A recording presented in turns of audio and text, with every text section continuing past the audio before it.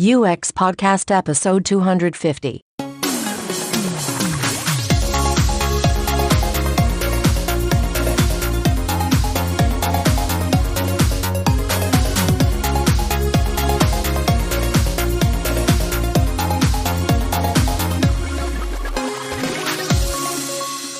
I'm James.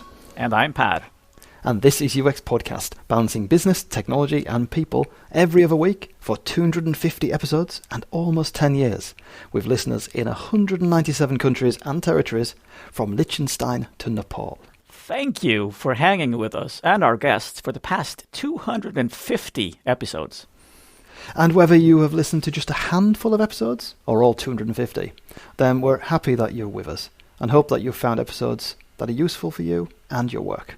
Anna Rosling Rönnlund is a Swedish designer who rose to fame with her work on Trendalyzer, interactive software for visualizing statistical information, which was later sold to Google. As a co-founder of the Gapminder Foundation, she has continued to work alongside her husband Ola and her late father-in-law Hans Rosling to further explain complex facts about the world in a more accessible way.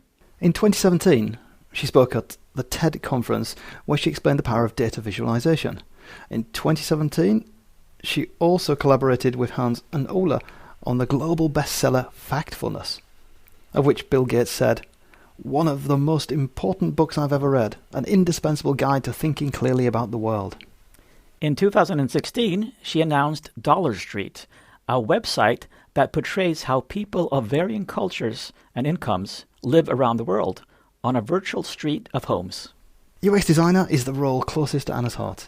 And what better way to celebrate episode 250 of UX Podcast in these tumultuous times of 2020 than to invite Anna on the show to inspire us about how we can, as designers, help the world become more factful. Hang around after our chat to Anna for our post-interview reflections. So Anna, when I was doing a little bit of research before this interview, I was looking a bit at the Wikipedia pages about you, and what struck me was you're classed or called system developer, photographer, designer, vice president for design and usability. There was a lot of different terms and things, but how do you describe yourself and what you do? I think one of the reasons there are so many titles is because we have run our own business. So I have more or less switched titles depending on what makes most sense for what we're doing at the moment. But I think there is always one thing I do, and that is that we try, together with Ola, we try to, which is my husband and colleague since several years, we are fascinated by how we can actually make the world easier to understand to people. And we have been doing, focused mainly on doing visual explanations of pretty complex stuff. But we have changed the ways we've been doing that over the years. So in some periods, it has been more useful for me to be a VP. And sometimes in some settings, it has been more useful for me to be a photographer, which I am. And sometimes I have been more of a UX designer, so it has shifted. And I would say that I do pretty much a little bit of everything in the projects we do. So it is a little bit vague what would be the main term. But what I've done all the time is being fascinated by how complicated, important stuff about the world development could be communicated to normal people without a special interest in a way that they understand that is instant and meaningful to them.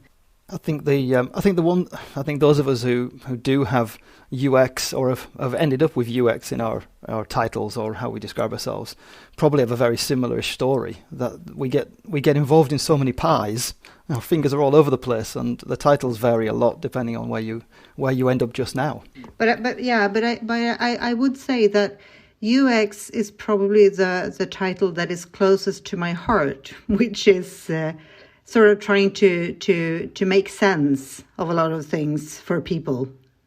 It's almost like you're being the mediator between different types of people and different roles and helping people understand each other. Yes, and I think that is an extremely interesting part of the problem solving. And I think I would say like 10, I don't know if you agree, but 10 or 15 years ago, I think a lot of people were still not really familiar with what the role meant. But I would say now with all the apps you get in the app stores on your phone, I think more and more people start to realize that information has to be packaged, and entertainment as well, in different ways. So I think people have an easier task nowadays to understand sort of what it is.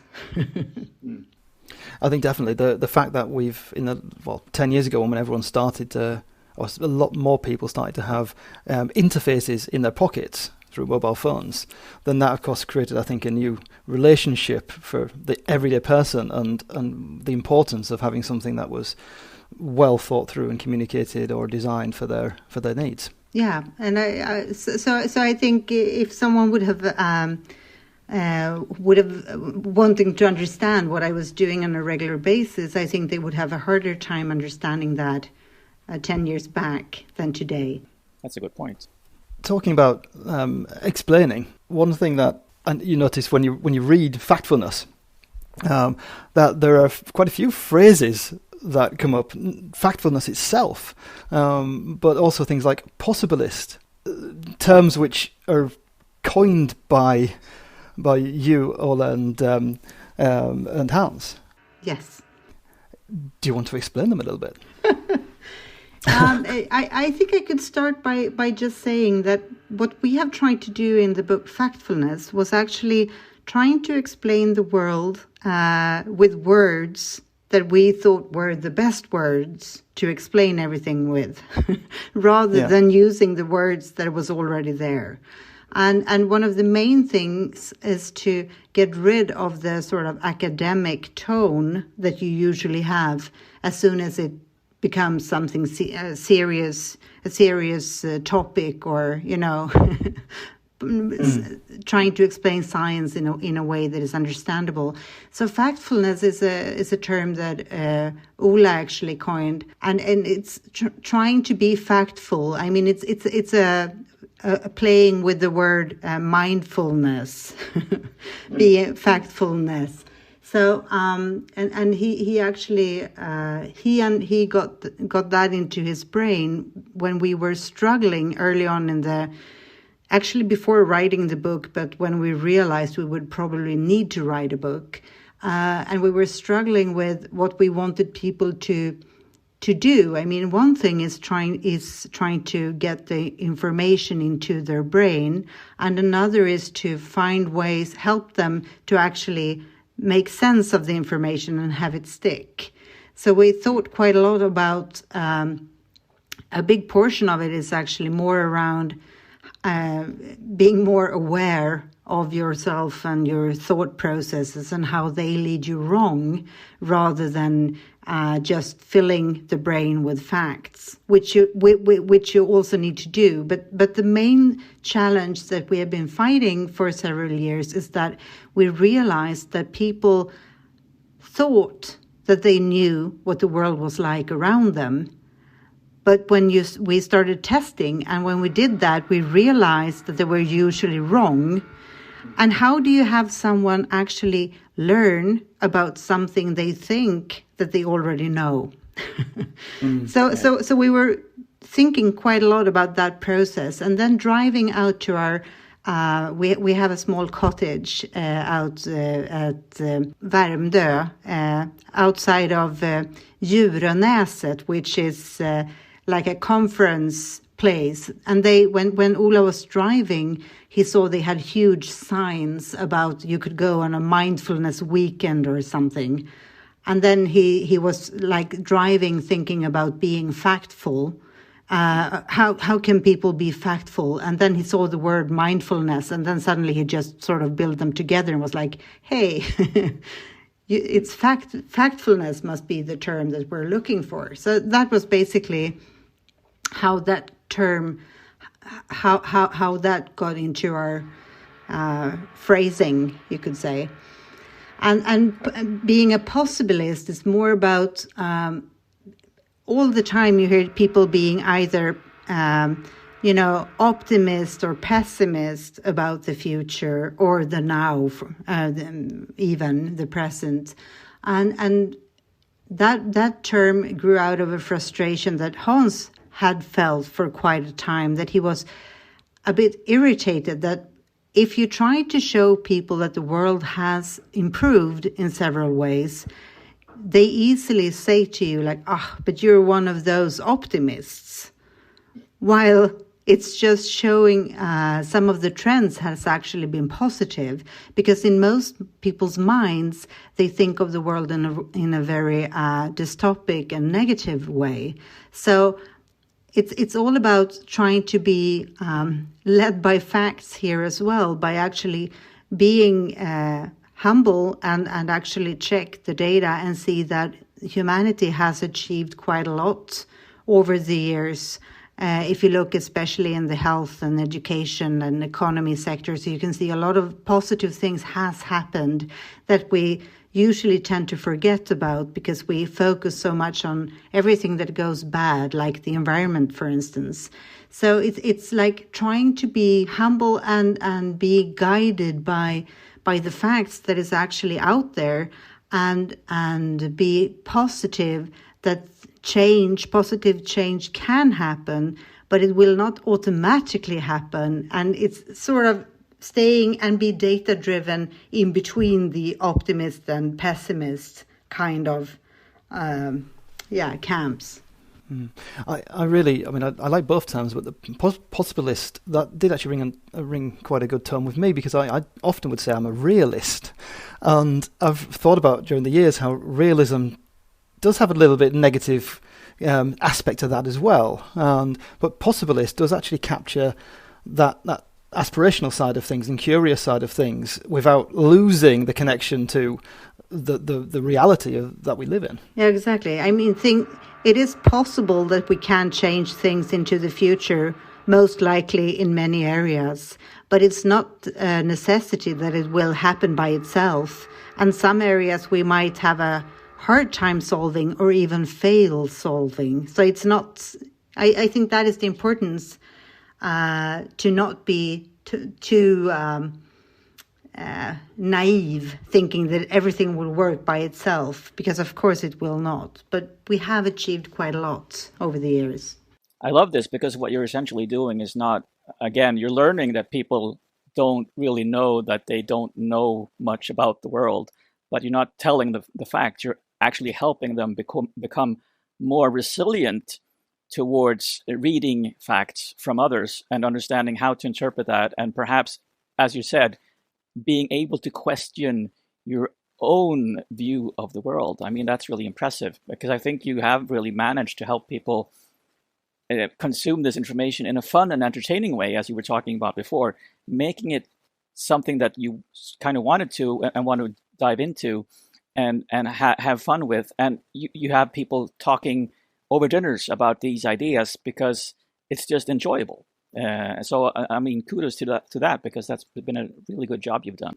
Thank you. Yeah, I mean, we have been struggling quite hard, and I have to say, we don't feel that we have succeeded, but we have managed in bits and pieces here and there to to get the message through. But the whole work we do, I think, is driven out of a frustration in a way that, that it feels like, I mean, it's important in a democracy that people are actually, make good choices that are informed. And if they're going to make good and informed choices, it's pretty good to have the basic facts somewhat right. And to do that, you need to be aware of how your brain will fool you to think that you have a lot of facts that might be delusions or totally wrong without you even knowing it. I mean, and I think the interesting part is it's not about intelligence, because when we have tested highly intelligent and highly capable people in certain groups, we see the exact same pattern as we see when we test more normal people, so to say. And so it's all about how we as humans, the species, how we process information. And I think in many ways you could say that we're not totally data literate yet. It's a pretty new thing that we have all this data around us, and now we have to teach ourselves and our brains to process the information in a reasonable, not too time-consuming way.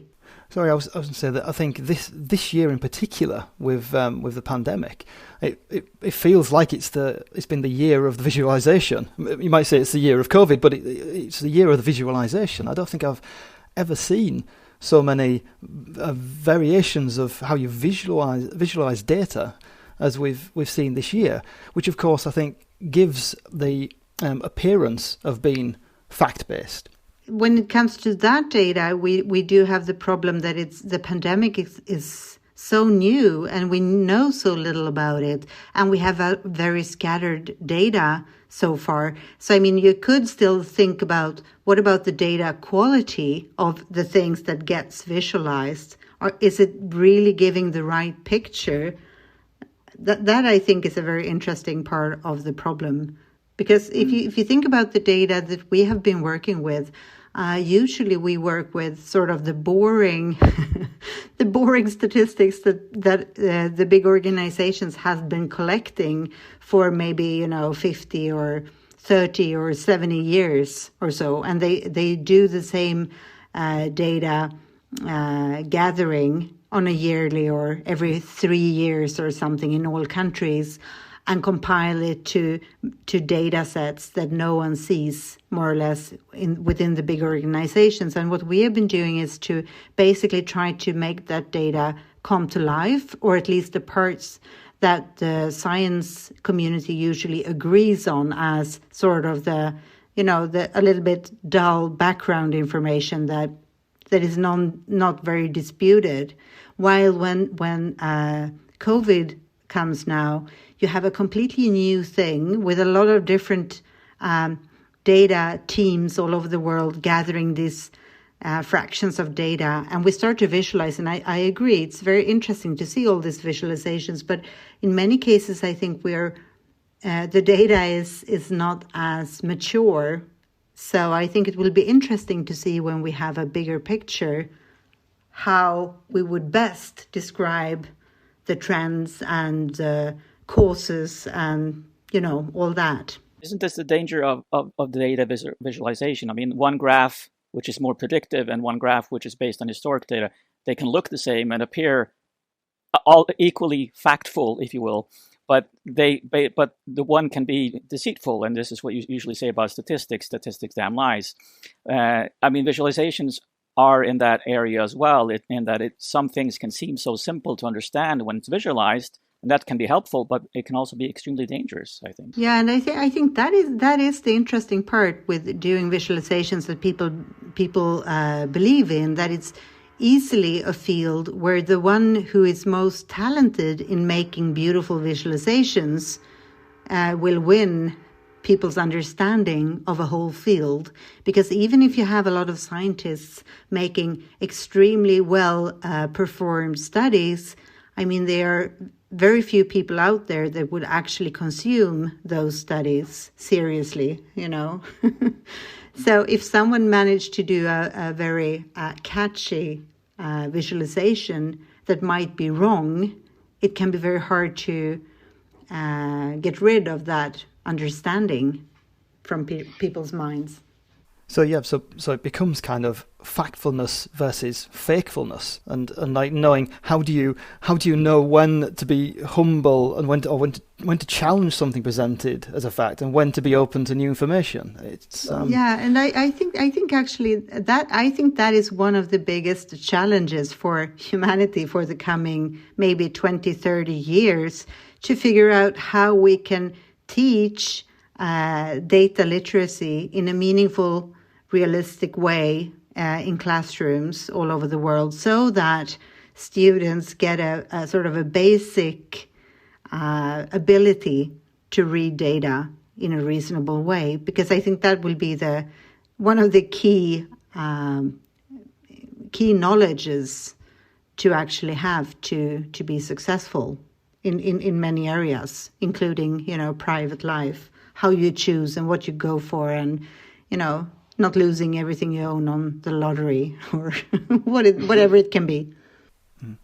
I completely agree with you. I mean, when I teach about UX and analytics on a regular basis, and the most important thing I teach people in that class is splitting things up, going down beneath the surface, because you lose so much if you just look at the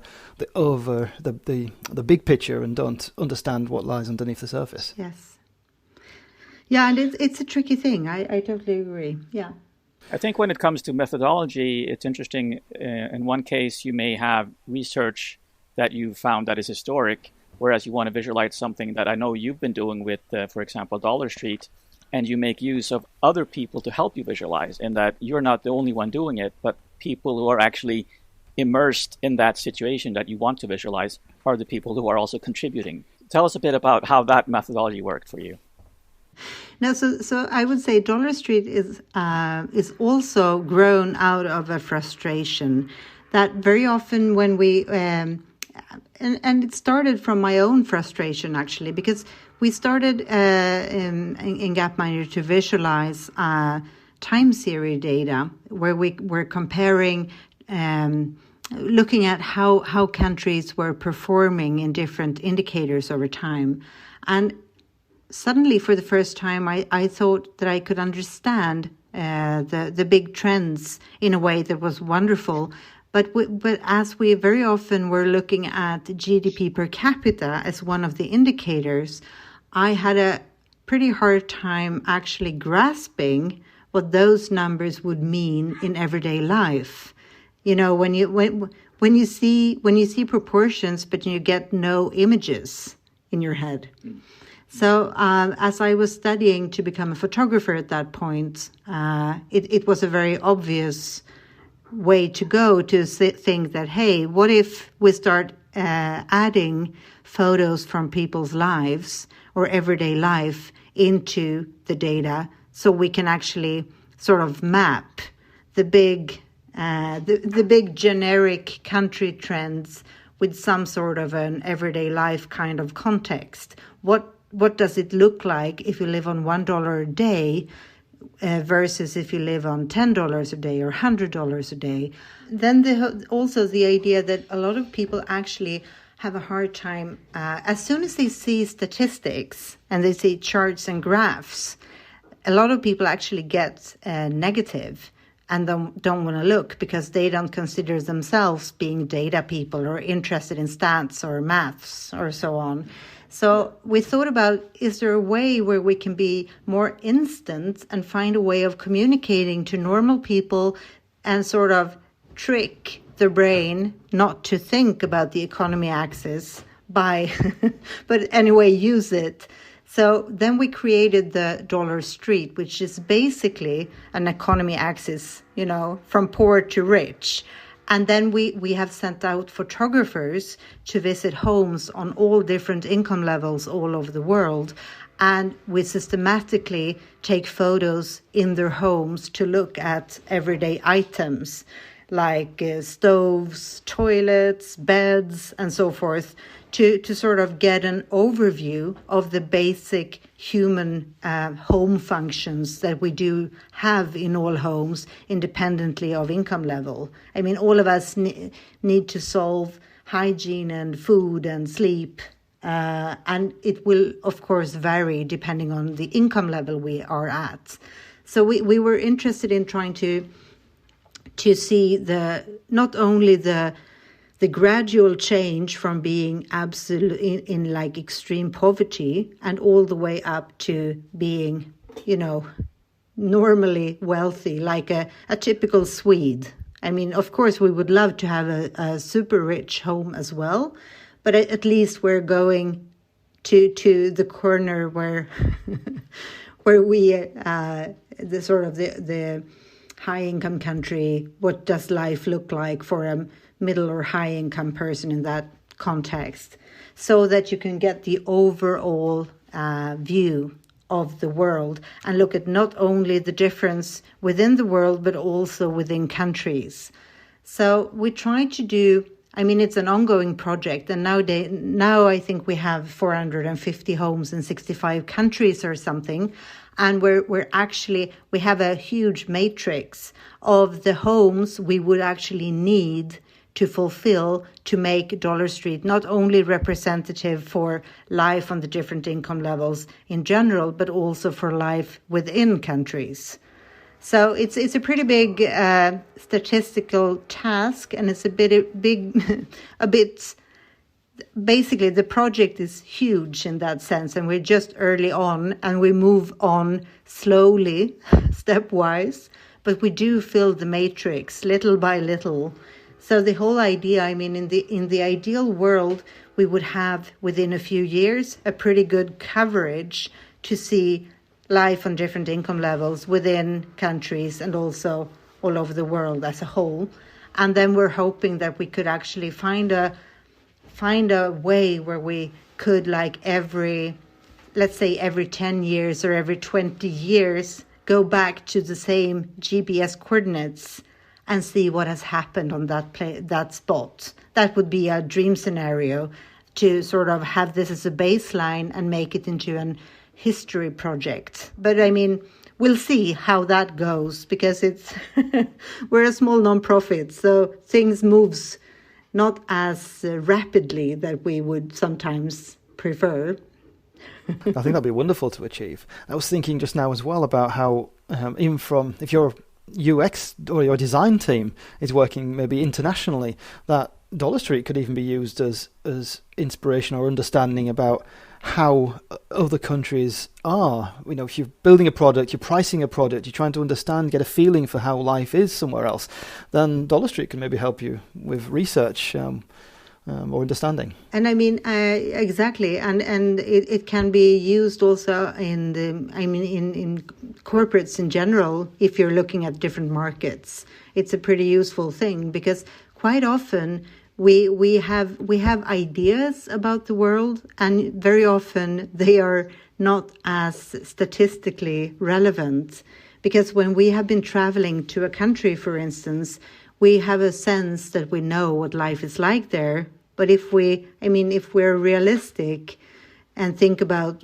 what places we were visiting, most likely we haven't seen representative lives, but we see the lives that are along our like tourist or business travel route, which is something different. Trying to make the everyday life visible that you seldom see elsewhere.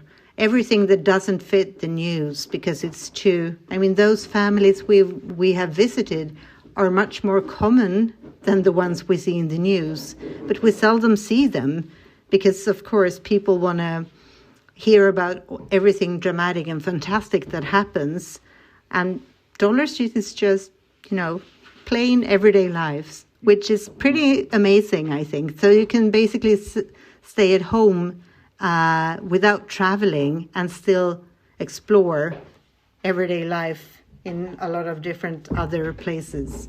I understand, Anna, that at Gapminder you've got a set of design principles.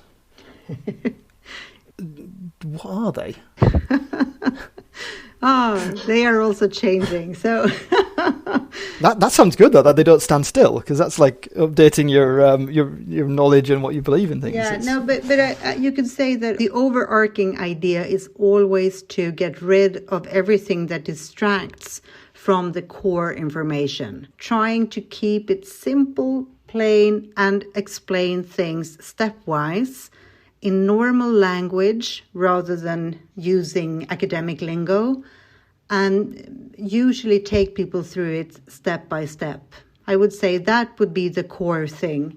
And then we try to stick to a static set of coloring and iconography, so that you could, with the idea that you can learn them once and then you can immediately recognize them.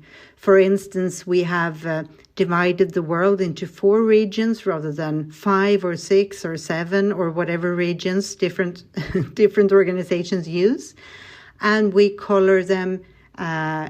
We usually color them in the same colors every single time, so that it becomes more of a language. So we try to do things like that. Right. Yeah. So consistency is that's something that comes up a lot in our circles, about whether you should be consistent or if you should expect knowledge to be already existing in people that are receiving it. And something that also, I mean, when you say step by step, for me that really resonates, because for me it feels like you're acknowledging throughout this interview, you're acknowledging that it takes time, change takes time, and you need to be able to have people along with you instead of rushing ahead. Yes, and I think that is probably the thing that people do, the most common mistake, that you can see it during lectures and conferences all the time, that you have someone who is extremely knowledgeable, who stands in front of an audience and talks about something while they have a presentation behind them showing a snapshot of something different, often with a lot of text and with small fonts. Or they can have the other way of doing the presentations behind them while they are talking, which is more like it looks like a commercial for soap or something, you know. They have this PR agency that had given them those perfectly looking video animating beautiful slides, and you have no clue why you're seeing them. You know, people are running on beaches happy, you know, you have all this like corporate look to it where it's like perfect, but they say nothing. I think everything is about, you should take time and try to explain things stepwise if it is something important and worth explaining. And you have to explain, you have to give up on all your favorite details, because people will not spend that energy following you. So you have to, you know, cut the crap and go to the basics in a way, right?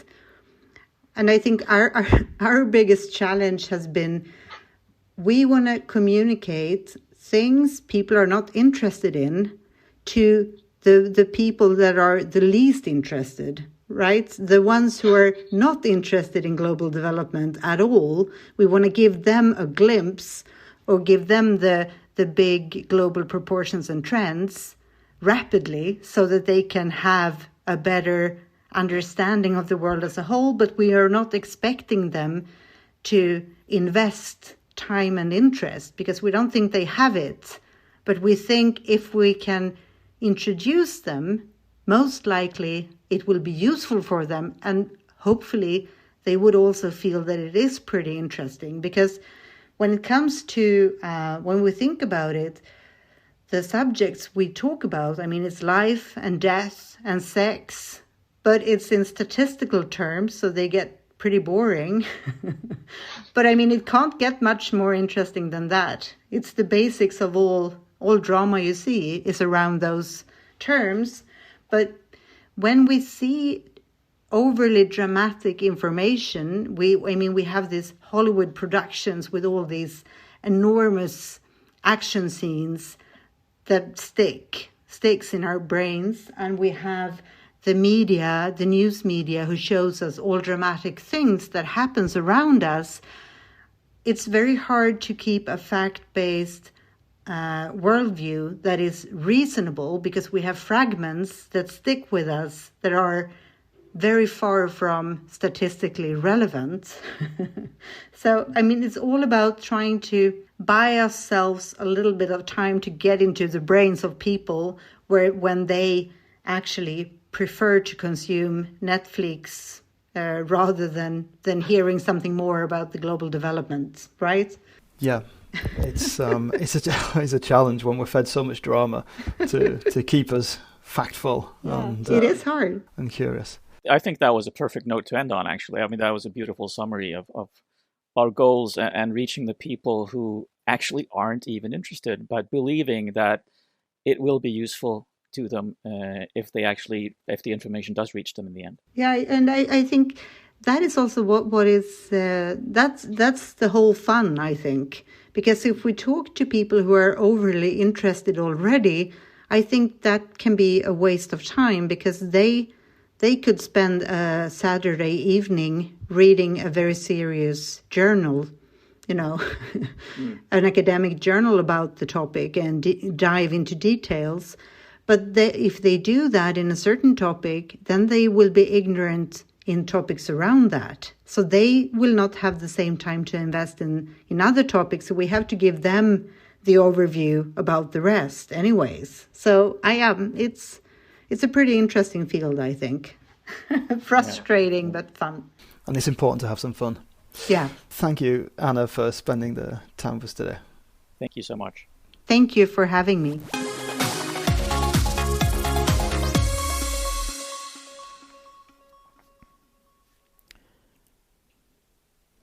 So listening back to the interview, what I thought was interesting was how when I tried to give praise to Anna, it felt like she was being more of a realist, sort of like you, James, in saying that there is so much left to do.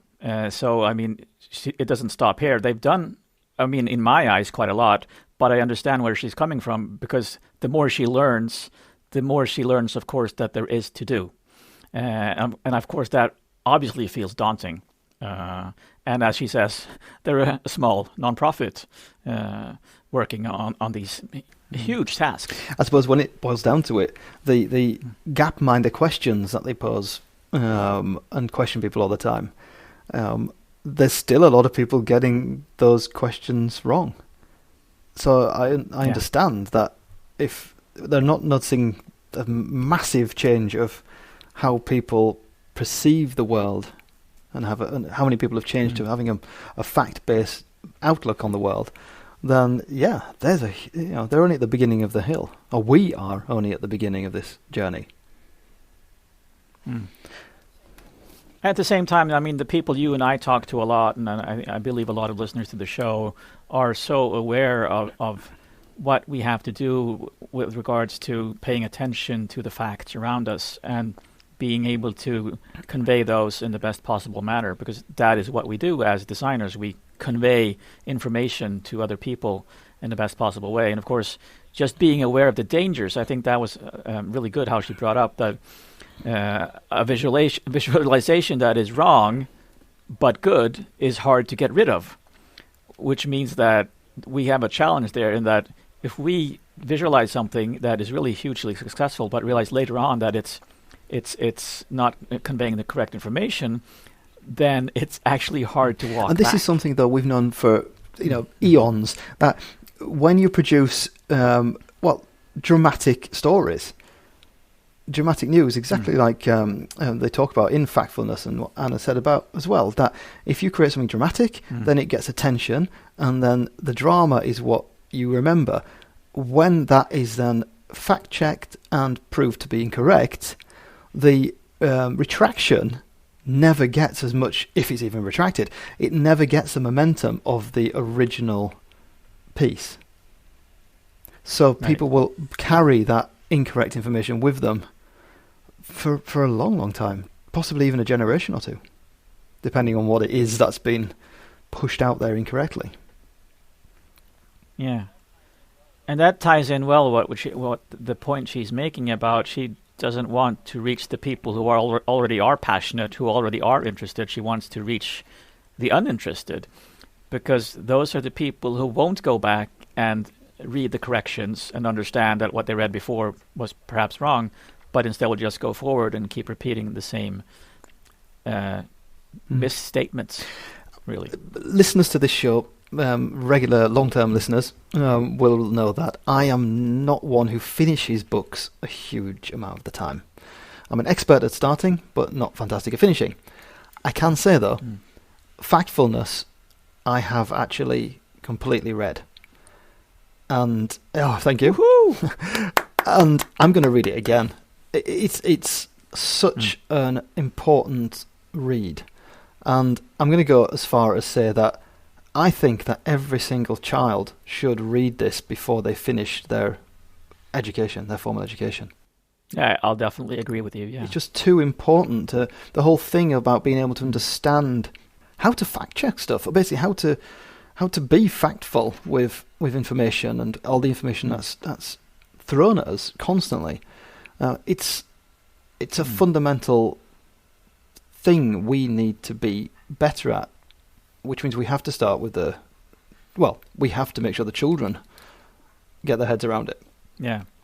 We need to understand the problem, because it's both about us designers designing in a better way, perhaps sometimes, but it's also as humans being resilient to all that information being thrown at us and understanding what the information really is truly saying. Because we can't stop incorrect facts. Sorry, not incorrect facts. What's that about? Falsehoods. We can't stop things that aren't true getting propagated, circulated, and pushed. That's going to happen.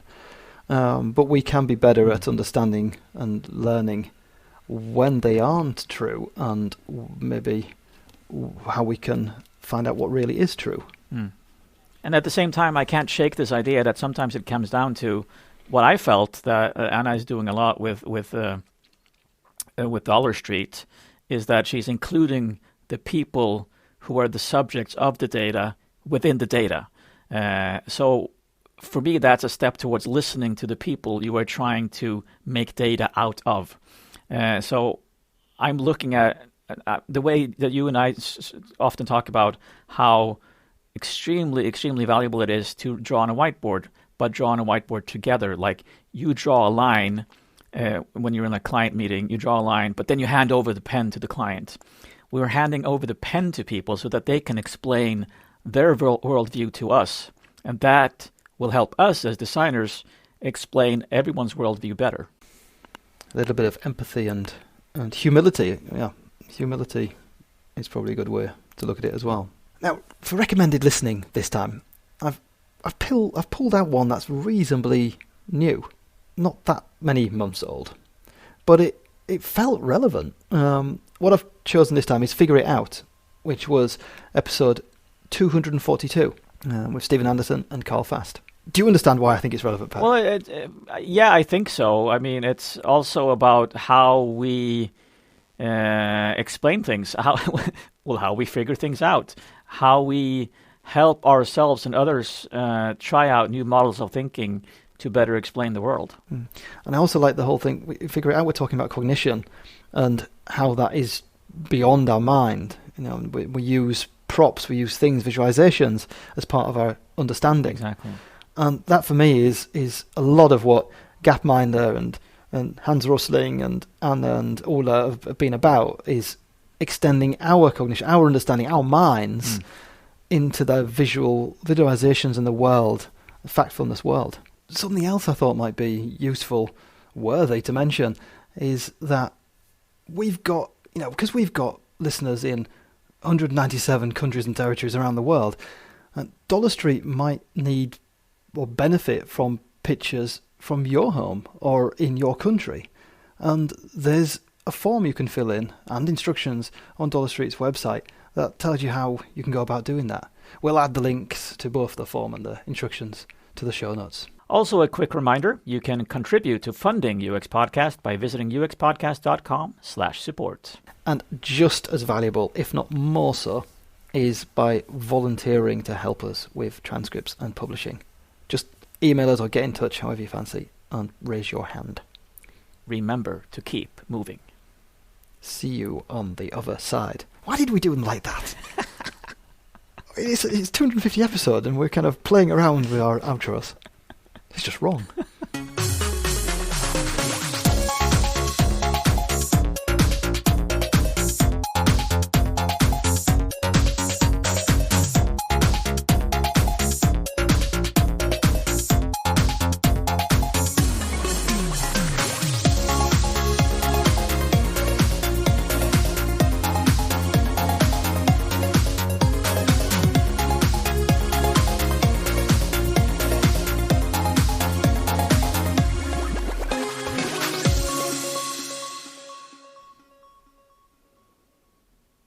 Did you know, James, that I once tried to become a professional fisherman?